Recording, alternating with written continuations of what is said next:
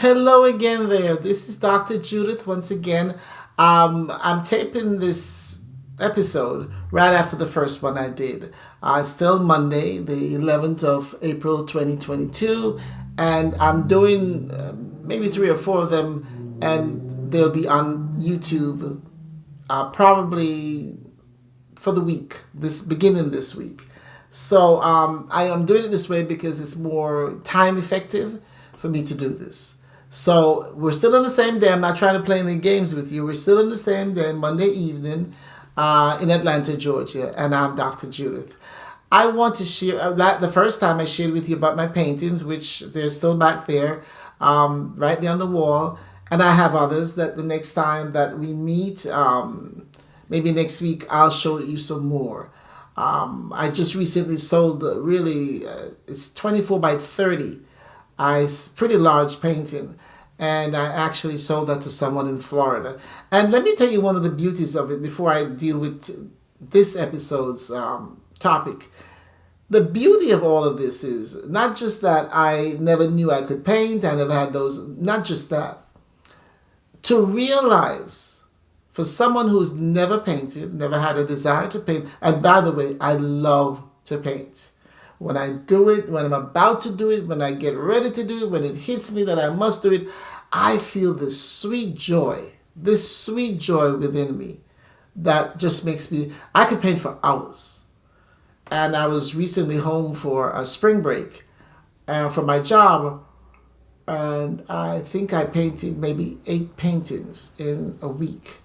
So it's a joy. When I actually think of painting, I get this feeling, seriously, I get this sweet feeling inside of me. And so anyway, the paintings, that is, we won't deal with that completely today, but I just wanted to share that with you, that it is such a joy. It is such a gift. It's such a blessing. And I can see doing this full time if the Lord would allow. So today, having talked about that, today I wanted to talk a little bit about our country, our world, and the degree of unhappiness that some of us are experiencing, the suffering. You know, I had, God bless my mom, she died in 2020. She didn't have the virus as far as we know, but she was 95 years old. She was 95 years old, and that was my friend. That was my buddy. And she lived in Florida. I live in Georgia. When we first began this journey 68 years ago, as a child, of course, I don't remember any of that, but as the years ensued, we didn't have the greatest relationship. But I remember asking the Lord, probably around 1995 when I moved to Florida from New York, I remember asking him, I remember saying to him, she can't mother me. She doesn't have the instincts. She's just not good at mothering. Would you help us to be friends? I am grateful, folks, that I could even ask that I would think to ask that of the Lord. I mean, that's why I give him credit for everything good and wonderful that comes out of me. You know, this lady at my job, she says, everything is about him. Yes, everything is about him. That's just a fact. It's a fact of my life. Everything is about him. Everything good and wonderful. Everything that instructs and guides and leads is about him. It's because of him. If I speak well, it's because of him. If my laughter adds to your joy, it's from him. If I encourage someone to be better than they have been, it's from him. Everything good and wonderful that I have in me, it's from him. So I'm excited that I could ask the Lord to do that. I said, God, she's not good at this mothering thing. But I don't want to lose her. I want to have relationship with her. So would you make us friends? Oh, guys, let me tell you something. I asked him that, and before I knew it, my mom and I had become friends. And then by the time, God bless her soul, by the time she died in 2020, July 13th, we had become friends and daughter, and mother. God gave me a bonus. I asked him for friendship, and he brought me a relationship of mother and daughter between me and my mom. And so today I'll speak briefly about her. I mean, there's a whole bunch of stories about my mom and life and my life with my 9 siblings and all the rest of it. But just as I'm starting to reintroduce myself to YouTube, I'll share this with you. It is one of the hardest things that I've ever endured to lose my mom. And yet it's one of the easiest things that I've ever had to deal with, to lose my mom. And I look at the power and the might and the wonderful favor and grace and mercy of God, that he helped me and my mom to become friends and mother and daughter. And by the time that all happened and she died, I was able to accept it without total or terrible harm to myself in any possible way. I have a sense of humor, and I recognized this many years ago. So did my mom. And we got along well. We got along. But it's a relationship that we had to forge. But I forged it through Christ. And I ended up watching my mom come to Christ and accept Christ. I remember many years before she died, she said to me one day, she said, "Judith, it's amazing that of all my children, that you would love the Lord as much as you do." And at that time, as far as I knew, she had not accepted Christ. But in the years follow, she did. And when she died in July of 2020, I had had the virus. I had had the COVID virus. And it was rough. It was difficult. That thing attacked my mind. And, they say the devil attacks you, and, the Bible talks about being attacked, and, really he wants to take our minds. And because that's my strong point, that's where he headed. And I had a very difficult time here. It affected me in such, I became depressed, I became very sad, when it was finally, you'd say over, at least the major symptoms were gone, I still suffered from some degree of depression, sadness, and then my mom died. So with her, my Lord, my Lord, my Lord, my Lord, I had it in January. My son got it. And then I was taking care of him, and then I got it. And my mom was fine. I'd seen her the previous Thanksgiving, and I planned to go back to see her in 2020. Wanted to see her, planned to see her. She wanted to see me. And so that was the plan. But I'd gotten to the virus, and then she lived in Florida, and the virus there was so bad that they were canceling flights. My flight was canceled to go see her. I was supposed to go see her in June of 2020, and they canceled the flight. It was very hard. It was very painful. She had had diabetes and different things, but my mom didn't die from anything medical. She died because it was time to go.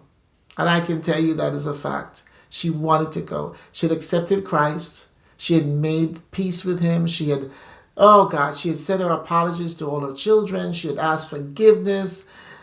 And I remember speaking to her one day when she was in the hospital, and I was not able to see her. And I remember her saying to me, "Judith, it is so pretty. It is so pretty." And I knew she was talking about heaven. I knew she was on her way. And so I might be telling the story a little roundabout, but I hope you get the gist of it. So that was in June, and late June, and the flight had been, and I felt so badly. She said, "Are you coming?" I said, "Yes." I said, "Mom, but by this time, I could not explain to her about the virus. She was not really in dementia, but she had lapses. And so she would not remember, she would not be able to grasp the information that I would give her about the virus. So it never happened. Never told her. But I said, "Mom, I'm trying to get to you. I really am. but I don't know if I'll see you soon. But I'm praying that I'll see you soon. And she got sick at home, and they had to take my ambulance to the hospital. And this was now July. And it was 2 weeks later. I spoke to her once in the hospital, and it was very painful because I'd wanted so badly to see her again. But let me tell you about the grace of God. I remember not long ago, maybe 4 years ago, the Lord said to me, the Holy Spirit whispered to me and said, remember, every time you see somebody could be the last time you see them. Every time you see someone could be the last time you see them. And even in that, I know in my spirit that God was preparing me because he knew I would not see her again. I'd seen her in Thanksgiving of 2019. And she'd not been out of her house in years, not out of the bed. And I had insisted on going there and made all these arrangements to get her out. She had lost her legs to diabetes, and so it was very difficult. But I had planned with my son and one of my nephews and my brother there in Florida. We got her out of the bed for Thanksgiving. And she was all dolled up, and Sheila, the lady who was taking care of her, took such great care of her. She was sharp. And so, yeah, we got her out, and she had a great Thanksgiving. So that was this November 2019. And so the plan was to see her in June of 2020. Like I said, I never got to see her. My son was disappointed. We never got to see her again. But like I said, maybe 3 years before that, the Lord had, this is the way he takes care of his own. He had prepared me by saying, remember, just like that, he gives me the message. I don't know what day, what time, where I was, whatever, but he imparted that to me. And he said, remember that any time that you see someone could be the last time you see them. And so when she died, and though I wasn't there, and I was disappointed, and I was hurt, and I was sad, and I knew I'd miss her, God had prepared me in my mind. And I knew where she was going, and that made it even easier. I still miss my mom. I'll miss her until I see her again. I am grateful for the time that I had with her. She was 95 years old. I am 68 years old. I recently had a birthday in February, and I'm grateful. And let me tell you something. My mom and I had issues. She just had issues with me and I won't get into that right now. It's not worth it.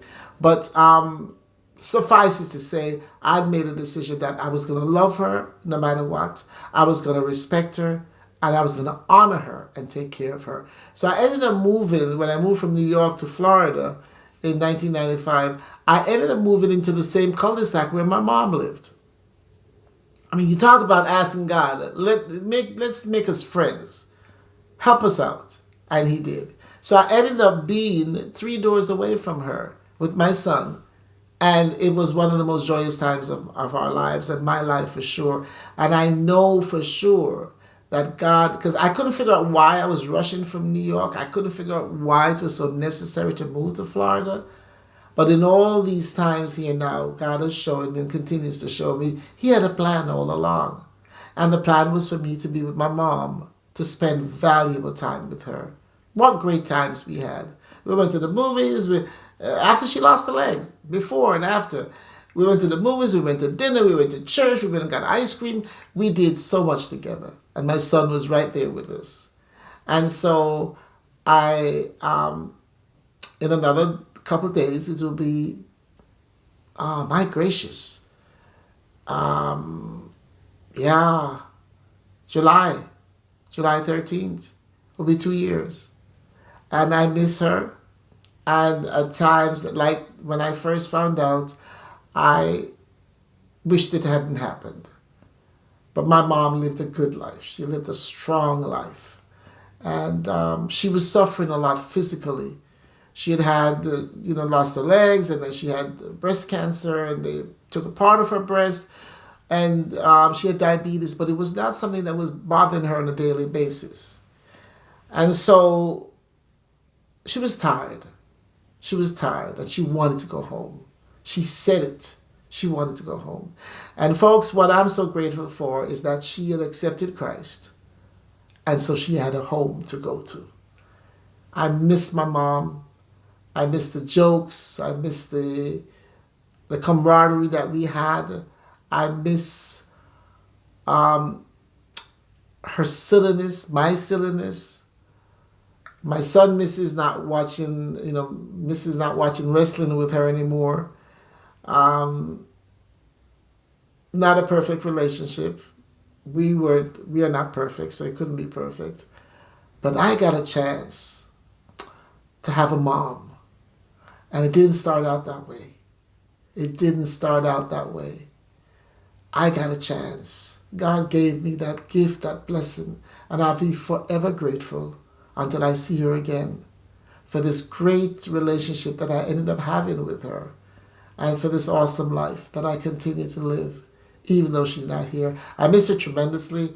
There are days when, I drive in a very secluded area, going and coming from work, and this wide open space and the grass is green and beautiful and all of that is going on. And it gives me time to think, to reminisce. And so sometimes on my way home, I cry. It's just me and the Lord in the car. And my mom comes to my mind and I think, is this how heaven looks? I'm sure it's much better than what I see here. But I wanted to share that with you because these are major happenings that's happened in the last couple of years of my life that I want to share.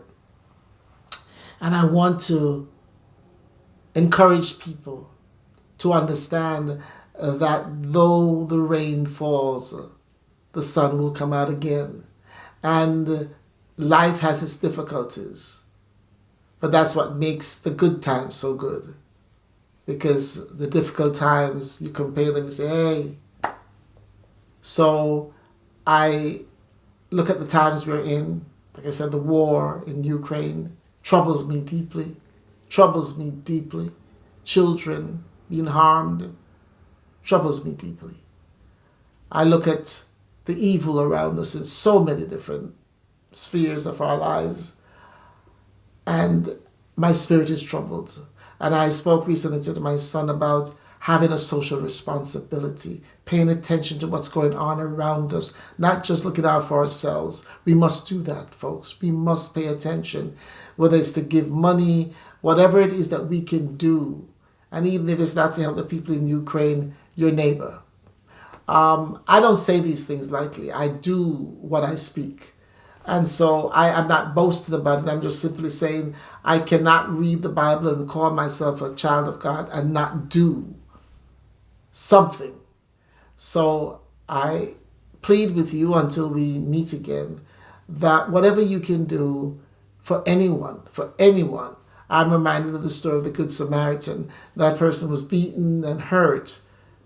And I'm praying that we don't wait for somebody to be beaten and hurt, that we will stop along the way of life and say a nice word. I am very, very guilty of that. I speak to people in the streets all the time. And my son's like, Mom, why do you talk to everybody? And I can't help it. And I'm serious when I say that. Now, God also gives me wisdom when not to speak, because some people might not be a good idea. But I speak to people a lot. I go into Walmart. I told them about the story about my painting. I've told many people. And the Lord said, when you tell them, you'll be encouraging them. You'll be inspiring them. And you know what? Of course, he was right. Because people that I tell the story about the painting, what they end up telling me, one lady said to me, she said, oh my God. She said, I used to sew. You have made me want to go back to sewing. And then there are other people who have said, I used to paint. I would take up my paints. And one of them painted and placed it, they posted it on Facebook. They started painting after how many years of not even looking on their canvases or paints or whatever. So I tell people stories, real stories. I tell them because they hope. I tell them because it makes them want to try again. And one of the major things, besides illness and all the concerns that we have in our world right now, is hopelessness. I pray for you all and for anyone that I'm here. I'm on Facebook. You can respond to me. I'm not quite sure how this all works. I know they say you can subscribe and this and that, all those things that they say. I'm not quite sure about it. But if you ever want to get in touch with me through YouTube, feel free to do so. I have been given this wonderful, awesome, at times it's been tiring because I'm human, but I've been given this wonderful, wonderful gift to encourage, to share with people stories of hope, stories that will make them think about what they thought didn't have any value, and to rethink it and look at life differently. My mom was a very hopeful person. She'd been through a lot, physically, medical problems and whatever, but she was a tough lady. And I have some of her in me, some of the good stuff. And so, like I said, I share her story, that part of her life with you, because it's a significant part of my life. And when she found out I could paint, she was like, her attitude was always, this child of mine keeps surprising me. She keeps doing things that I never knew she had in her. Well, neither did I. So between the wars and the rumors of wars and the difficult times that we're in right now and the way the world is going, please, like I said, feel free. If you want to contact me, no problem. I love to encourage. I do it well. I'm also a conference speaker. I have not done it in years now, but I speak at women's conferences. I speak at churches. It's natural for me to say, listen, what does the Bible verse say? What does it say? Gracious me. This is one of the things that happened with the COVID thing. It's affected my memory. Terrible, terrible. It's affected several people that had it has the same report. And it says, weeping may endure for the night, but joy comes in the morning. And so that's what I impart.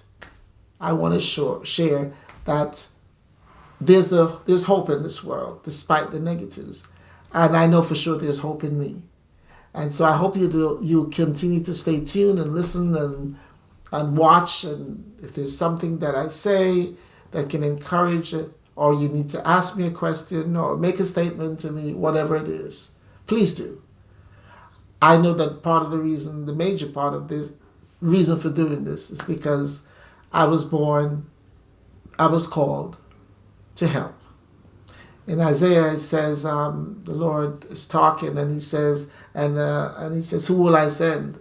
And Isaiah said, send me, Lord. He has sent me. He has sent me to a dying world. And I talk and I encourage and I share in Walmart, in public supermarket, in the bank, in the movie house, wherever I go. I have a testimony and I share. And you know what? The good and wonderful part of it is, people will tell me, you made a difference to me. Isn't that what we're all supposed to be? Difference makers? I'm grateful that I know that. I'm grateful that I'm actually living that life. So until we meet again, until we see each other again, until we hear, or you hear from me, as we say back home, before this became my home, walk good. This has been Dr. Judith.